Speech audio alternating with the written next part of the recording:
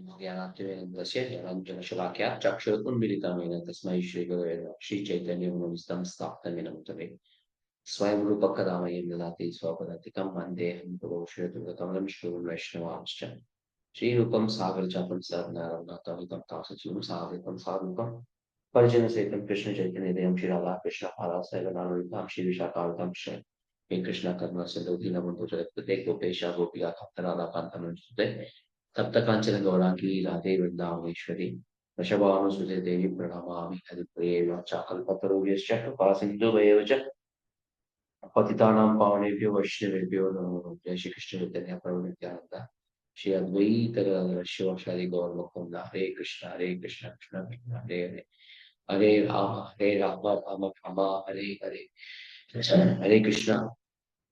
Welcome to this discussion on Bhagavad Gita as it is. We are right now in the chapter 5 discussion, and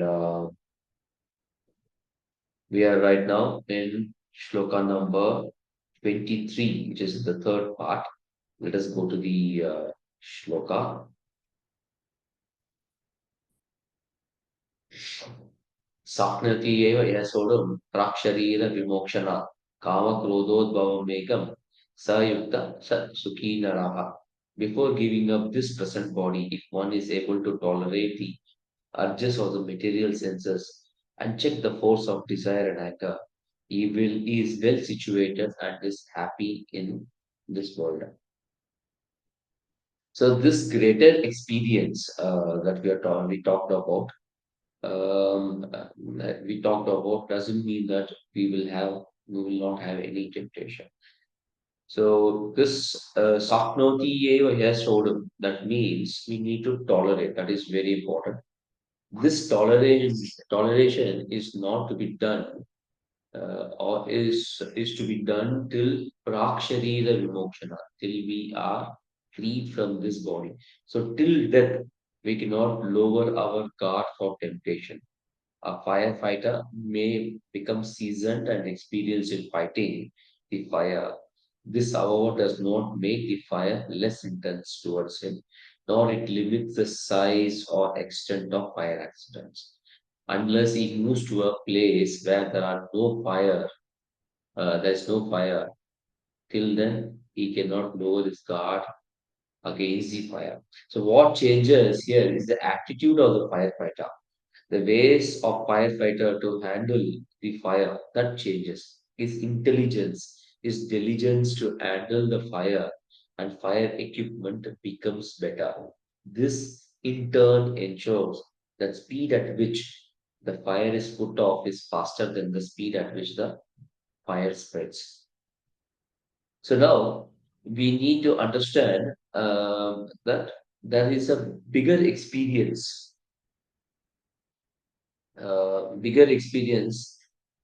that doesn't mean that we will not have temptation.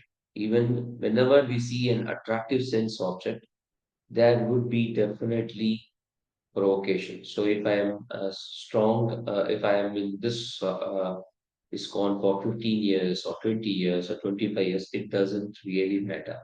Larger experience doesn't mean, or a longer period of time experience doesn't mean that we will not have temptation. Whenever we see an attractive sense object, there will be provocation. The provocation is not the point. The point is that we have the knowledge, we have the means to extinguish the temptation. We shouldn't worry why the fire of lust is getting set up. No. The more we get experience, we should become dexterous in extinguishing the fire as soon as as soon as it is getting up. The fire extinguisher in our case, in case of devotee, is a remembrance of Krishna. Thus, by remembering Krishna, we can douse the fire of temptation and kill the temptation. It is not that we don't get the desires, we get, but we become expert in extinguishing the fire of temptation. We will also reach a stage where our desire gets dovetailed in service of Krishna. The desire for sense gratification stops coming. This is because of our consistent, repeated, an insistent rejection of the sense gratificating desires. This is quite in contrary to our little indulging in fulfillment of sense desire, which sets off the fire of sense desire ablaze. A small fire, just a little bit blow, it can become very big faster.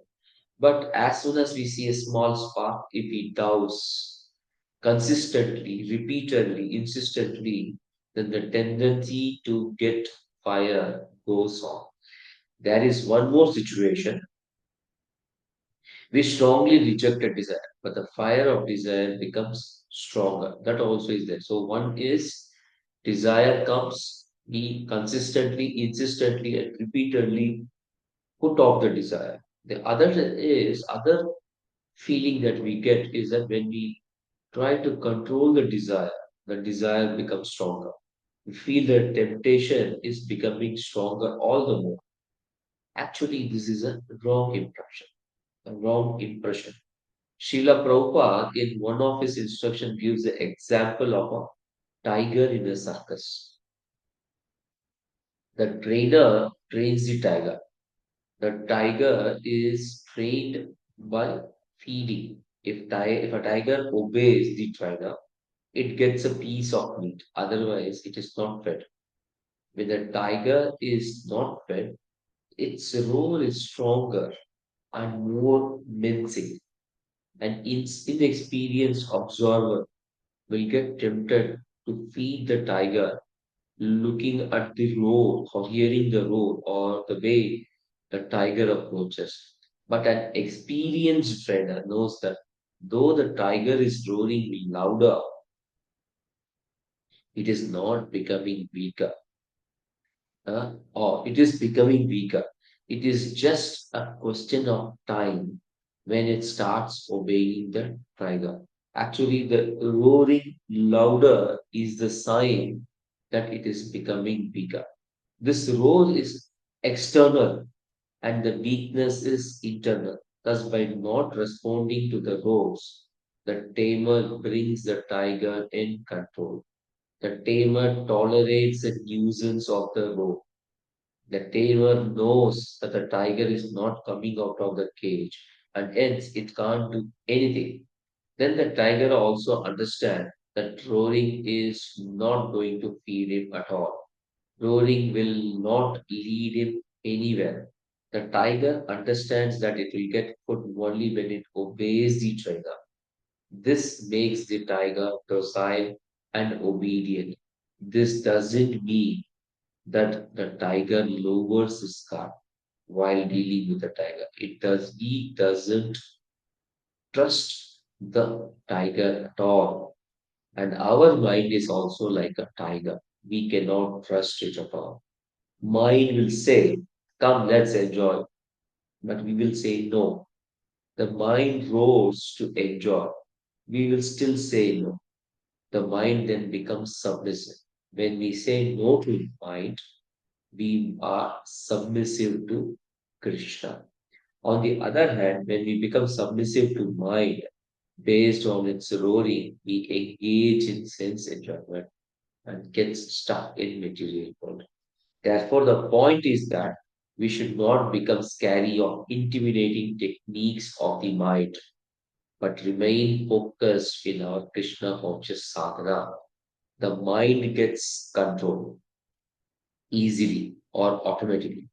Mind's role will become whimper when we reject the demands of the mind.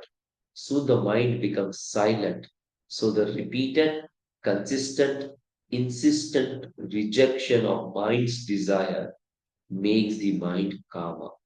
Thus, there are two aspects. One, when we become spiritually seasoned, we should not expect that desires go.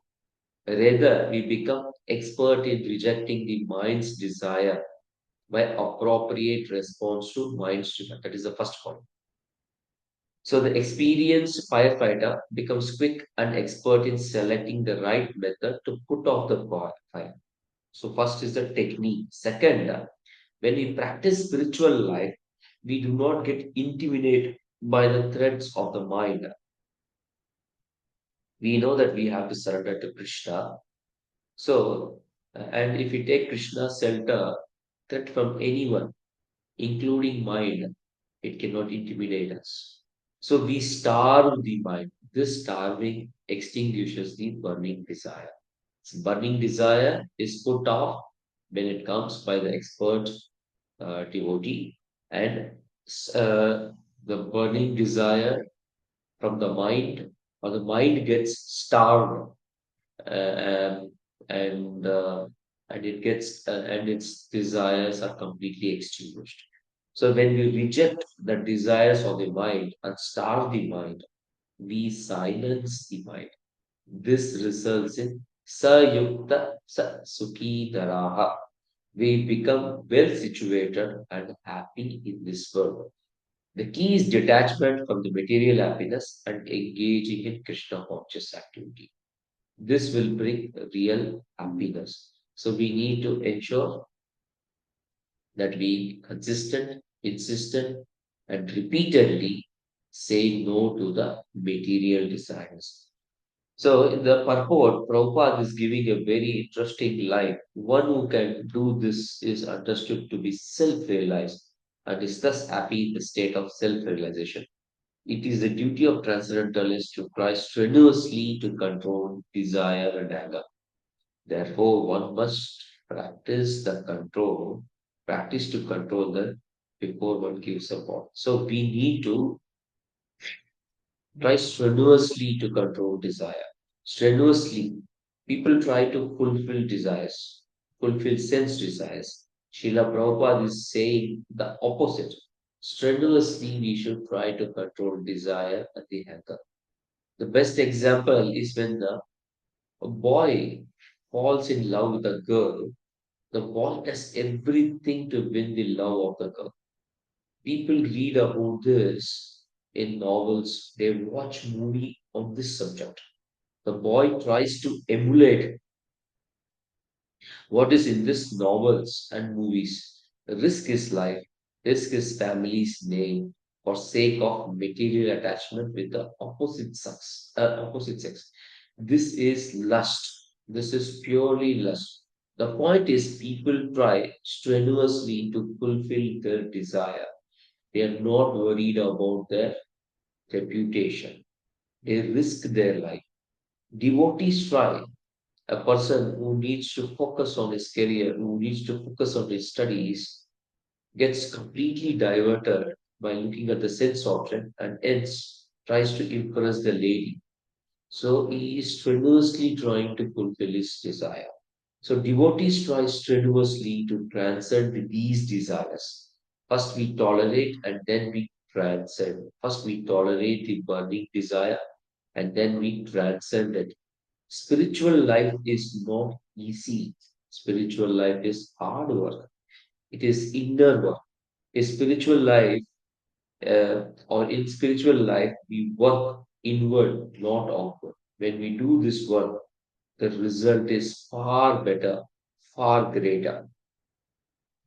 This work is to tolerate and then transcend the desire. When we work for fulfillment of the desire, we face the problem of desire being unattainable, unpalatable, undetainable. So this is something which we saw in our previous shlokas. So because the desires are pregnant with miseries. Dukkha yonaya evate. On the other hand, if we tolerate and transcend and be situated in spiritual platform, there is no pregnancy. Hence, there is no delivery of the suffering. Once our happiness becomes eternal, ever relishable, ever fresh, as devotee learns to tolerate, therefore there is no pregnancy. The devotee becomes determined to tolerate the urges of anger and desire. Now, Krishna, in the next shloka, will be moving towards topic how to turn inwards. Our desires we tolerate and transcend. What will happen to the inner desires? So, what is going to happen? Let's see in the next shloka. Yo anta sukha antar aramas tatantar jyoti revaya sayogi Brahma Nirvanam, Brahma Bhuta Atigacchati. One whose happiness is within, who is active and rejoice within, whose aim is inward, is actually the perfect wisdom. He is liberated in the Supreme and ultimately he attains the Supreme.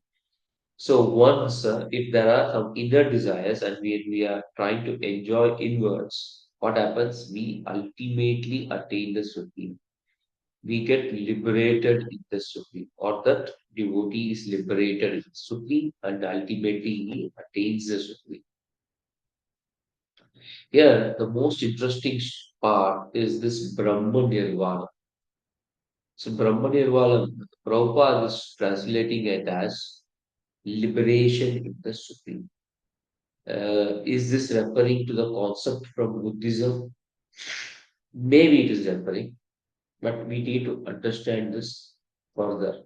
So, let us go to the slides.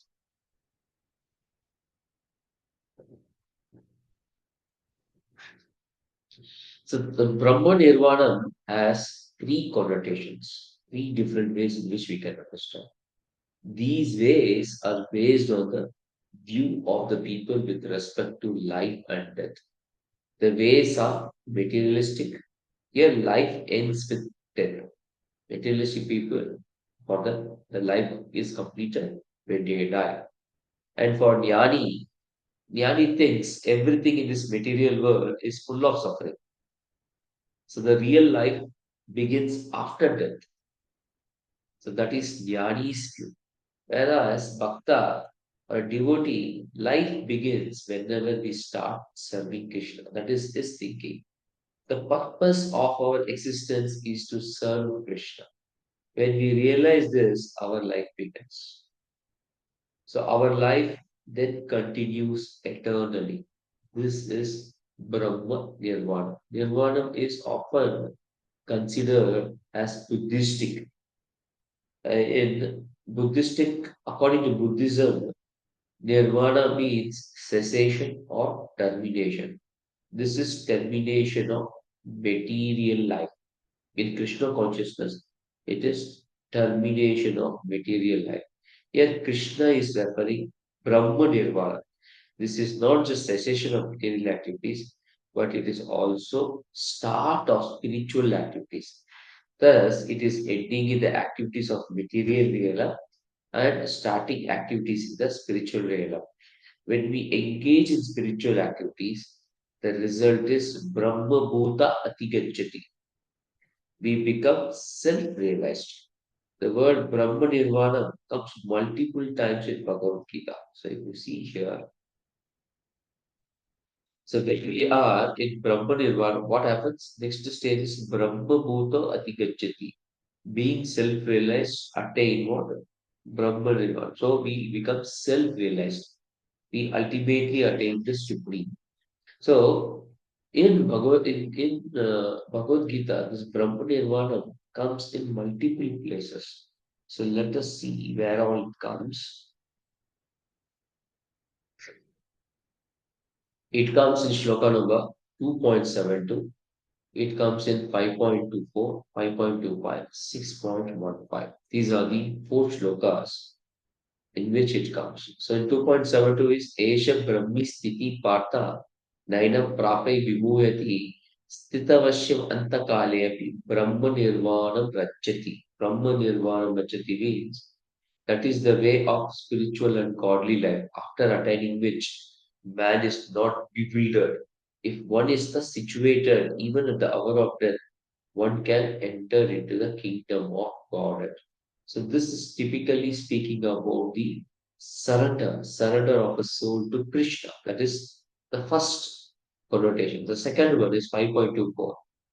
Yo anta sukha antarara mustatantara jyoti revaya sayogi brahma nirvana brahma bhuto atigachati. One whose happiness is within, who is active and rejoice within, and whose aim is inward, is actually the perfect mystic. He is liberated in the supreme. and ultimately he attains supreme. So this is talking about inward. So it is talking principally about the inner joy. So once you surrender, you start looking inwards, not on external sense objects. When you look at internal joy, then what happens? Lavante Brahma Nirvanam Rishaya Shina Kalmashaha Chinna Dvaita Yatatmanaha Sarvabodha Iterataha. Those who are beyond the dualities that arise from doubts, whose minds are engaged within, who are always busy working for welfare of all living beings, and who are free from all sins, achieve liberation in the Supreme. So the third thing is compassionate action. When we start looking inwards, we become happy. We see that our doubts are all gone. We engage in serious sadhana and we work in distributing Prabhupada's books. We organize for Kirtan Mela. We organize Jagannath Rath Yatra. When we do that, we are taking compassionate action. When we do this, what happens? Yunjaneva sadatmanam yogi niyata manasaha shanti nirvana paramam mat samasta atigachati. Thus practicing constant control of body, mind, and activities, the mystic transcendentalist is mind regulator, attains to the kingdom of God or the abode of Krishna by cessation of material existence. So when we start reaching about Krishna consciousness, then our sadhana becomes, then when we do that, our sadhana becomes stronger. And this stronger sadhana helps us to control body, mind, and activities. And the mind gets completely regulated. And thus we attain the kingdom of God. So this is the progression: surrender, inner joy, compassionate action, and spiritual perfection. So in 2.72, if you see, 2.72, if a person is situated at the time of death in Supreme, then he attains the Supreme. That is what it is told. Now, Bhagavad Gita presents the spiritual life not as a abrupt leap into transcendence, but it is giving a progression of awakening the soul's dormant relationship with the Supreme. So, Krishna is giving these four shlokas, which forms a continuous thread describing how this concept of Brahma Nirvana happens, or liberation in the Supreme happens. And the devotees then chart a path that begins with surrender, and then he matures into inner joy, and then it blossoms into a universal compassion, and then it ends or it culminates in the entrance into Lord's abode. So Srila Prabhupada's purports in these four shlokas reveal that this liberation is not void or inactivity, but the awakening of dynamic relationship with Krishna, or it is a dynamic spiritual life in which Krishna is in the center. The beginning of the surrender happens as the beginning of this liberation path to liberation happens in shloka number 2.7 or described in shloka number 2.72. Um, this 2.72 is the last shloka which concludes the second chapter. And the second chapter is titled as Contents of Gita Summarized. So the Lord actually summarizes the state of one who has transcendental bewildered, who has transcended the bewilderment and attained divine consciousness. That is why of the spiritual and godly life, one man is not bewildered. If one is thus situated, that is what situated even at the hour of death, he can enter into the kingdom of God. So this is the exact line which we can see in the purport.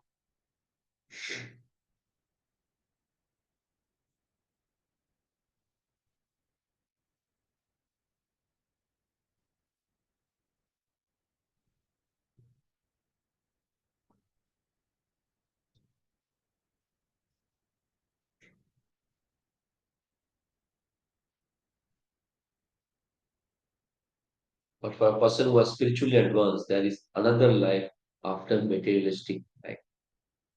So in this commentary, Srila Prabhupada explains that realization of Krishna consciousness can occur with even at a last moment. If one simply understands and accepts the truth of soul's relationship with Krishna, surrender becomes very easy. And this opens the gate to Brahma Nirvana. For a materialist, Nirvana may seem like the end of everything. But Gita, it is the end only of illusion. It is not extinction, but it is commencement. It is the beginning of the real life, life on the spiritual platform. When one gives up the false identification with the body and engages in devotional service, one already stands in a liberated stage. So Prabhupada equates the kingdom of God with the service of God. And these two are identical on an absolute platform. Why? Um because when as soon as we are surrendered to Krishna, um, uh, it is liberation from material engagement. So soul does not have to wait till death to attain liberation. He lives now because his consciousness is already aligned with the eternal. This is Brahmistiti. This is what is Brahmistiti, which Esham Brahmistiti. This is the spiritual situation which is beyond the three modes, and it is the stable foundation for spiritual realization. So it is the surrender is the base for start of Brahma Nirvana. If we go to Shloka number 5.24, the main focus is inward, looking inward, inner realization. So having entered the path of surrender, the devotee's next milestone is discovery of inner joy. So Bhagavad Gita, this shloka describes the liberated mystic as one whose happiness, activity, aim are all within. And Srila Prabhupada emphasizes that the true renunciation is possible only when one can release happiness from within. So long as one depends on external object for pleasure, one remains bound in material life. When I say external objects, it is principally the sense objects which are there in the material world. The Brahma Buddha, the devotee soul, however, experience spiritual happiness directly through realization of self and by realizing the law within the heart. So this may seem a little bit on the higher level of realization, but we can see that when we do Tulsi Aarti, when we offer food to Krishna, when we engage in cleaning the temple, when we engage in cleaning the place where we have kept the altar, we get a little bit of happiness. This happiness is glimpse of the real spiritual happiness. So this verse 5.24 highlights the experiential dimension of the liberation. The yogi who rejoices internally does not escape from life. Rather, he perceives life's essence everywhere. So free from the turbulence of material desires, he can sit silently at any place and enjoy the activities of life from within. So there are different, we can have a different, deeper understanding of this life. Uh, so the silence here is not emptiness, but it is fullness, the stillness of complete satisfaction in service to Krishna. This stage of inner realization is natural consequence of surrender. So having stopped to seek pleasure through senses, the devotee discovers that Krishna is uh, unlimited reservoir of joy, and this unrelated happiness we can derive by in relating ourselves with Krishna. So this is very important. So inner happiness is uh, connecting to Krishna, and we get happiness. So how is this? What is this inner happiness? When we chant Hare Krishna, when we read Srimad Bhagavatam, we sit in a place and do that. Of course, when we are very tired, we may fall asleep. But it is activity where we spend time for ourselves. It is not we are allocating it for somebody else. We are allocating the time to chant the holy names to connect ourselves with Krishna. This is possible by just sitting in one place. We want to read Srimad Bhagavatam, we open the book, sit in one place and start reading. And then we try to memorize the shloka, we memorize the points. That is internal realization. That is finding happiness within. Is how do you know you are happy? Because you do that activity again and again. Unless there is happiness, a person doesn't come there, doesn't do the same work. Honeybee will not pick honey from a flower if there is no sweetness in that activity. So that activity will give some happiness, and that happiness helps us to keep the tempo. So next, going to the next point, 5.25. Labante Brahma Nirvana, Vishaya Shana Kalmashaha, Chinna Dvaita Yatatmana, Sarva Bhuta means every living entity, Ite, welfare of. So this is talking about universal compassion. When we reach Srimad Bhagavatam, then that's inner fulfillment. Uh, and this results in some activity. So it comes comes outward as universal compassion. So Krishna here is describing those who have got a tinge of this happiness, which is beyond the dualities. And this happiness a person gets by engaging in Krishna conscious activity, by getting absorbed in Krishna conscious activity, by chanting the holy name of Lord, reading Srila Prabhupada's book. Then we get uh, uh, the inspiration to work for the welfare of all people, all beings. Srila Prabhupada explains that only a person in full Krishna conscious can truly act for everyone's welfare because he sees Krishna as the root of all existence. So to water the root is to nourish every branch and leaf. Similarly, to serve Krishna is to benefit all the living entities. Here, liberation is not a passive form, but it is an active form. Liberated soul does not withdraw from the world in indifference. He becomes a genuine benefactor, knowing that all suffering is because of contact with the sense objects and forgetfulness of Krishna. He strives to awaken this divine consciousness within himself and he feels happy.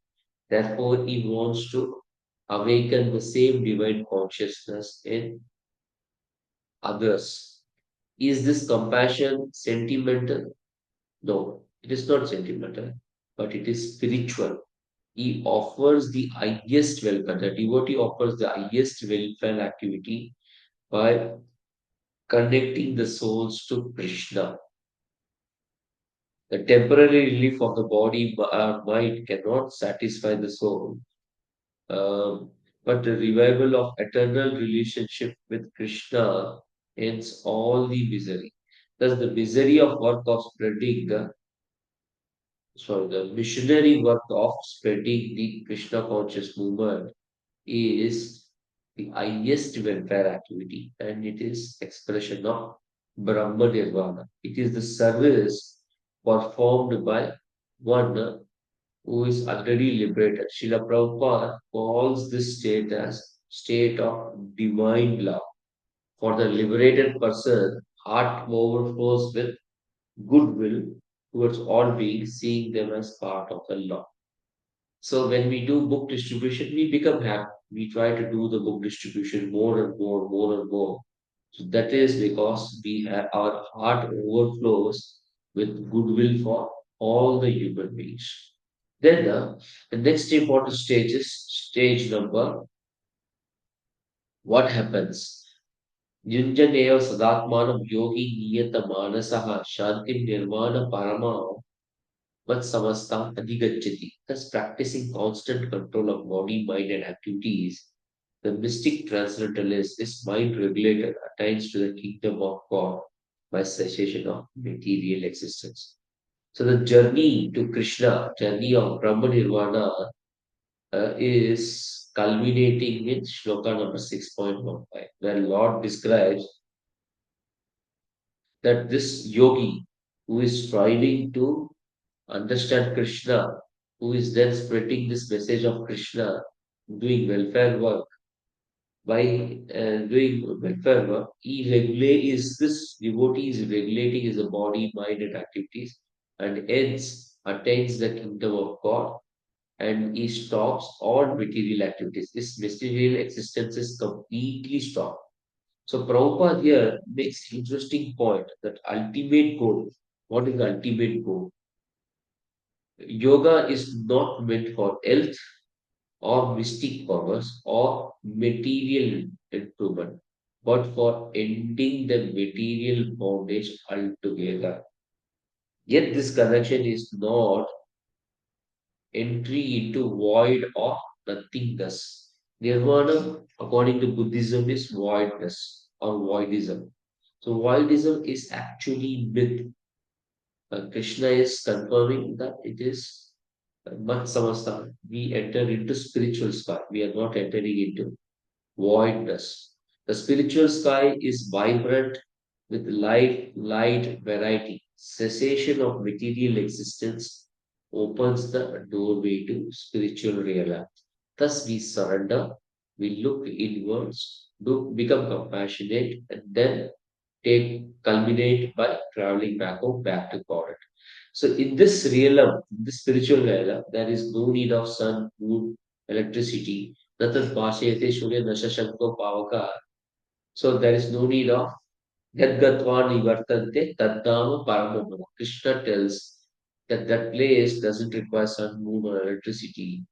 For every planet is self-luminous and animated by Lord's internal potential. So the Prabhupada writes here that one whose mind is constantly absorbed in Krishna, Machita, Matpara, Matstana. So you can see here, he can attain real peace and can ultimately reach supreme abode of Krishna. So only by knowing Krishna as a supreme personality of God can one cross the ocean of birth and death. The liberated devotee thus transcends not only the miseries of the world, but also the impersonal concept of liberation. He attains the personal association of Krishna in this eternal abode, which is Goloka Vrindavan, where loving service continues forever. The journey that began with the surrender finds its fulfillment in reunion.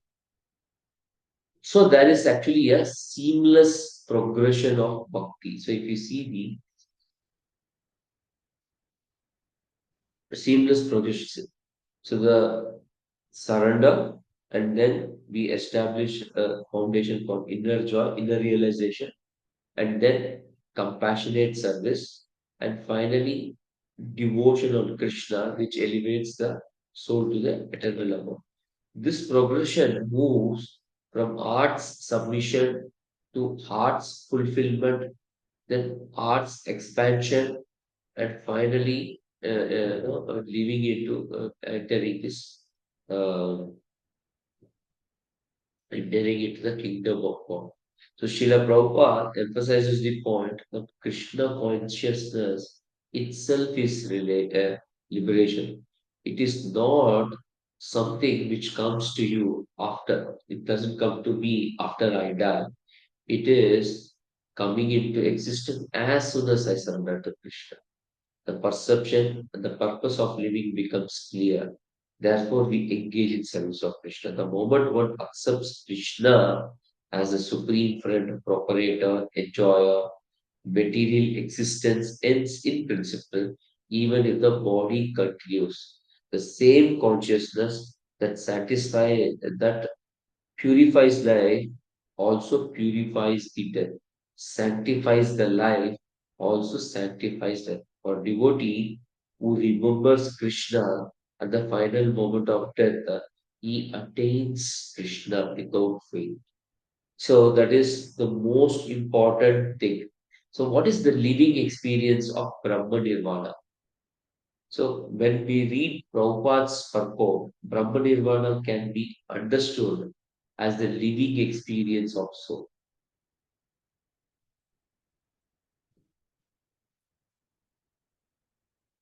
Yeah, can be experienced by the living experience of soul, which is our original nature, or we get awakened to the original nature. It is the freedom not only from suffering, but also from selfishness. So peace not as void, but as a vibrant harmony. So freedom from suffering, freedom from voidness. The liberated soul sees there's no separation between spiritual and material because everything becomes an opportunity to serve Krishna. So the freedom is in thinking that this is an opportunity to serve Krishna in this world. So let us serve. So there is no question of selfishness, but complete harmony. Whether we are sitting silently, or in the one place and chanting, or struggling around, preaching, distributing books, everything is centered in Krishna. So it is not having any tinge of Krishna or dualities. So Gita's description of liberation is very holistic. It embraces acting. We need to do something. We need to feel, and then we need to be compassionate. So feeling, doing, and expressing our feelings. So one begins surrendering the false self ego, and then realize the true self, and then act for good of all, and then enter into the kingdom of God. So this is the path of perfection. So Krishna is both the path. He gives us this path. This process is process of bhakti, which is Krishna. And the final perfection is entering into abode of Krishna to serve with Krishna. So this serve Krishna. So this is the ultimate goal. So we need to do devotional service when we are in this world and continue the same thing when we enter into the spiritual world also. So that is Brahma Nirvana. Brahma Nirvana happens right away in this material world. So we'll stop here. Thank you very much. Vachakalpatarubhyascha कृपासिन्धुभ्यश्च पतितानां पावनेभ्यो वैष्णवेभ्यो नमो नमः. ग्रंथराज भगवद गीता की जय, जगत गुरु श्रील प्रभुपाद की जय. Whole Krishna.